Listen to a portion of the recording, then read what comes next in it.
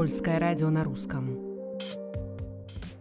Итак, можно сказать, что первый этап мирных переговоров, старт уже есть, и этот старт случился в Швейцарии с максимально широким представительством и Европа, и Соединенные Штаты. Ряд заявлений прозвучало от Дональда Трампа, в том числе и это мы обсудим сегодня. Со мной на связи политолог из Соединенных Штатов Америки Джейсон Смарт.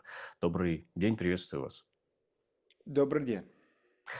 Давайте начнем с таких эмоциональных заявлений Дональда Трампа, а потом уже к результатам переговоров. Потому что создается такое впечатление, по крайней мере, у меня создалось такое впечатление, что Трамп до конца сам не был уверен в том, что Швейцария даст какой-то результат, а потом вот он искренне удивился. Последние его посты в его социальной сети True Social говорят о том, что он пишет, что сейчас происходит что-то классное, и кто знал, можем ли мы действительно закончить войну. Действительно ли Дональд Трамп не знал, будут ли результаты? Я думаю, что Дональд Трамп, наверное, не в курсе, что происходит. То есть я думаю, что он далеко от всех это. Сейчас есть огромные политические скандалы в США, и он сейчас занимается этим. Но все равно, я думаю, что обычно, когда Дональд Трамп что-то пишет, он пишет на такие слова. То есть это самый лучший, самый классный, самый личный день.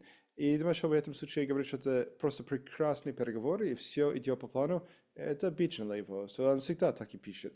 То есть это ничего особенного. Но самое главное сейчас не будут переговоры в Швейцарии, будут потом переговоры с Россией. Если они действительно готовы принимать это требование Украины или нет.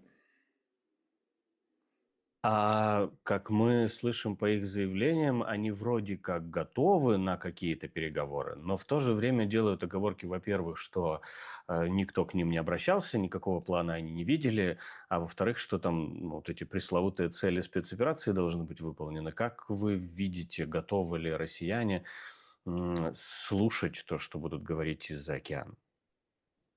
И это очень интересный вопрос, потому что мы знаем, что Россия на последнее время действительно не хотела закончить войну, не хотела завершить войну, они были готовы еще воевать. Но в этом случае, насколько есть это новые санкции против российской нефти, ситуация в России будет гораздо хуже, гораздо сложнее. Как вы знаете, нефть это где-то 40-45% национального бюджета России. Без этого я не знаю, как Кремль может действительно продолжать войну или даже продолжать свои обычные должности с народом. То есть это будет очень сложно сейчас для Москвы.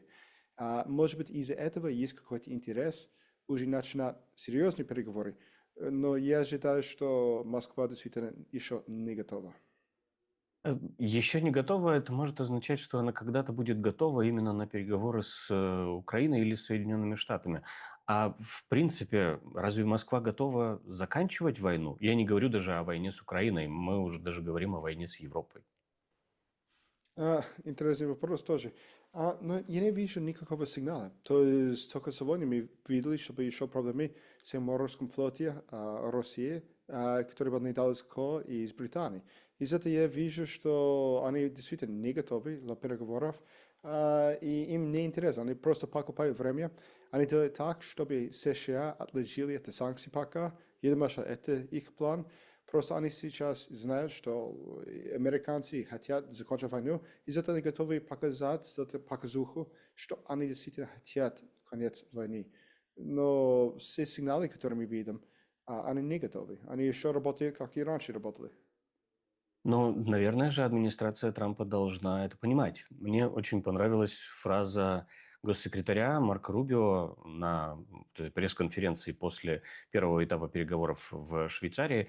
Он сказал, что вот мы обговорили сейчас, это не точная цитата, мы обговорили вот это сейчас с украинской стороной, но не говорили пока еще с российской стороной. Но, правда, за 9 месяцев мы уже выучили то, что они хотят. Э, Что бы это могло значить? Это сложно сказать, что они имеют в виду в этом случае, но я бы сказал, что для американцев, для Белого дома, лучше сказать, все это процесс был очень сложный. Они действительно неправильно поняли, что хочет Россия. А они думают, что это Кремль еще были действительно готовы к переговорам, что они хотели закончить это. Они думают, что это какой-то внутренний конфликт между Россией и Украиной, будет возможно просто поговорить с обами и потом как-то договориться. Как Дональд Трамп сам сказал, в течение всего дня, одного дня. Но это не так получилось. То есть это не только один день, это будет уже 9 месяцев, и это еще без результата. Я думаю, что они слишком они думают, что это было слишком легко. Но так мы видим, это не так легко. Но ведь, ладно, можно подумать про Дональда Трампа, допустим. Он там не очень знает россиян, ну, допустим. Но Марк Рубио, я, по крайней мере, думал, что он такой опытный политик, опытный дипломат. Разве он не понимает, к чему это все идет, как вы думаете? Ну, я думаю, что он играет свою роль. То есть она не отвечает за себя, она отвечает за желание президента США. И когда он что-то говорит, что Россия, видит, что они хотят это или другое, он говорит то, что он думает, что Дональд Трамп хочет слышать, не свое личное мнение. Из этого важно заметить, что это, я не бы сказал, что это очень важно, что он сейчас говорит публично. Мгм. А тогда, как думаете, что будет, когда, я даже не говорю если, я говорю, когда Россия не примет условия, даже те условия мирного договора, которые вот были предложены якобы администрацией Дональда Трампа, хотя тоже это очень сложный вопрос, действительно ли это Трамп разрабатывал, действительно ли Рубио участвовал в разработке этих 28 пунктов. Но что будет, когда Трамп поймет, что и даже его предложение, разработанное вместе с Россией, не принято? Я думаю, что тогда будут это новые санкции, и все будет гораздо хуже в России очень быстро. То есть это в течение месяца будет огромный результат от этого. Это не шутка.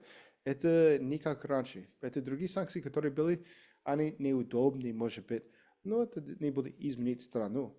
Но в этом случае, когда уже невозможно платить солдатам, уже невозможно платить контракторам, уже невозможно платить ни врачам, ни учителям, тогда я думаю, что это уже будет по-другому. Когда милиционеры уже не получают свою зарплату, тогда эта ситуация в стране может действительно и резко вдруг изменить. А вы думаете, могут санкции сделать это? Я думаю, что это будет. Мгм. Но ведь на помощь может подойти как минимум две страны. Как максимум, я думаю, еще партнеров россияне смогут найти, чтобы или обходить санкции, или как-то обезопасить себя. Ну, просто смотри на санкции, которые против нефти. Как я сказал, это 40% ВВП, бюджета, извиняюсь, бюджета у России. Если это без 40%, тогда что они могут делать? То есть китайцы, им не интересно дать России деньги сейчас. Они отказали. Индия не покупает эту нефть. Китай не покупает эту нефть. Тогда кто покупает эту нефть? И уже эта нефть, это очень недорого сейчас. Сейчас дороже всего все это процесс в России для нефти, чем его ценность. То есть это просто невыгодный бизнес сейчас, российский нефть. Давайте тогда на шаг назад вернемся. И в день переговоров Трамп написал огромный пост. Написал о том, что якобы Украина даже не поблагодарила ни за что, за вот такие мирные усилия, которые прилагает американская администрация. Выглядело это немного как, знаете, фальстарт. Ну, вроде как он понял, что процесс идет к тому, что Украина ничего не будет подписывать, и решил вот это вот выплеснуть. Потом Украина взяла и подписала. И вызвало чем некое смятение. Может быть, это субъективная точка зрения, может быть, это я такой видел. В общем, не был ли это с фальстартом, как вы думаете, не готовилась ли администрация Трампа к вот такому саботажу со стороны украинской стороны?